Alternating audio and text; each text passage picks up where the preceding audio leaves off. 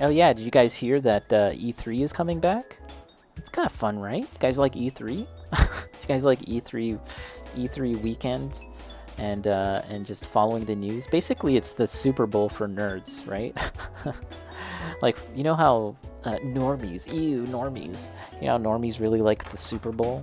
I kind of like the Super Bowl actually. I like watching the commercials at least. But anyways, yeah, that's like what E3 is for nerds, for gaming nerds.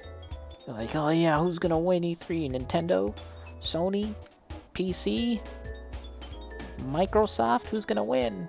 Who's gonna have the best press conference and talk about games that won't come out for like 7 years? It's fun. It's stupid, but it's fun. And recently, E3 has kind of fallen off. Like, it just hasn't been the same in recent years, and that's due to a lot of different reasons, right? Like, of course, COVID, but also it's they've been attempting to kind of reposition themselves as a whole other thing, or try and make themselves more relevant to popular culture or something. And there's, the full story hasn't really come out, but Jeff Jeff Keighley, Canadian, shout out to Jeff Keighley, uh, used to be involved with the organization and planning of E3, and then at one point in time, he just sort of announced his departure from the organization. It was a very kind of like, what's the word? Very diplomatic press statement saying that he wouldn't be working with them anymore.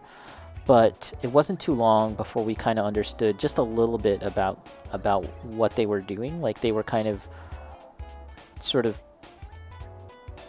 positioning themselves as an event that was going to be geared towards and centered around influencers. You guys know all this BS about influencers, and they really wanted to pivot towards that kind of thing, right?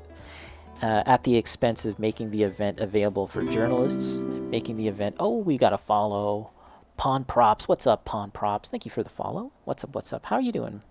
How are you doing today on this Monday? Yes. So E3, yes, at the expense of journalists and just getting really good balanced coverage, I suppose. And the gaming industry as we kind of understood it. They were gonna kind of focus more on appeasing influencers. I don't know.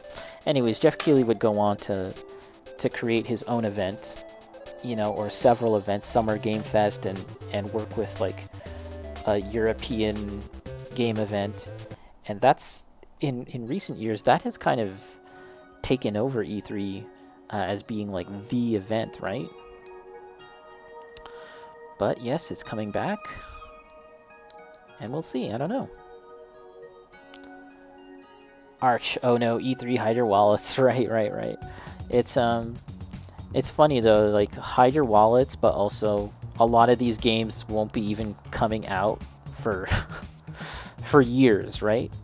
Some of them might not ever even come out at all, or when they finally do come out, they aren't really that thing that kind of got you excited long ago, right? All those years ago.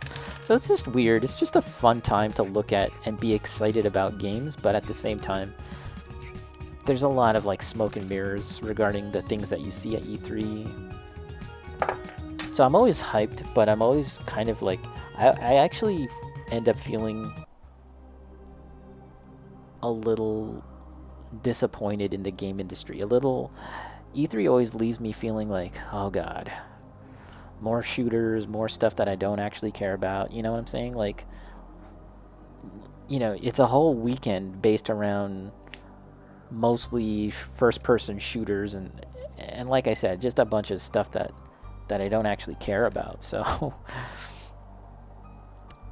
so it's a time where I always feel a little weird about the industry, and the thing that gives me hope is always like those one or two games where it's like, oh my god, that's actually not a game that's centered around violence. That's actually not a shooter.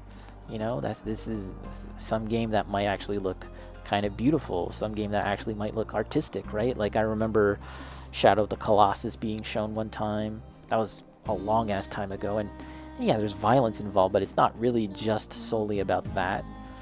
And then a couple years later, there was the same thing with like The Last Guardian, and Journey was another game. There's always like these couple of games that kind of give me hope for the industry, right? But it's kind of like in between a lot of games that are just nonsense. At least for me, a lot of games that just don't appeal to me personally, all the shooters and stuff. I mean, I like shooters, don't get me wrong. I'll play a shooter every now and then, but it's not the only thing that I'm interested in.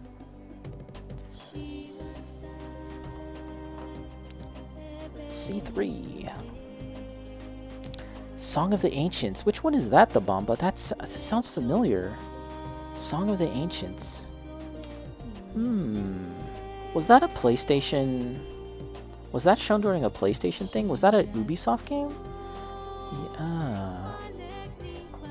Oh, it's this song. Yes, yes. Feels bad, man. Yeah. Yeah. Nier Automata. The feels. The feels, everyone. Now that's actually what I'm talking about, is a game like Nier Automata, where it's just like, you know, it's the kind of game that makes you excited about video games again. For me, it was like that, at least. I mean, yeah, it's a RPG. It's very crazy, the storyline, but it just does a lot of stuff that is really unique. It just does a lot of stuff that's really, really original to the video game medium. It's the kind of thing that I get excited about.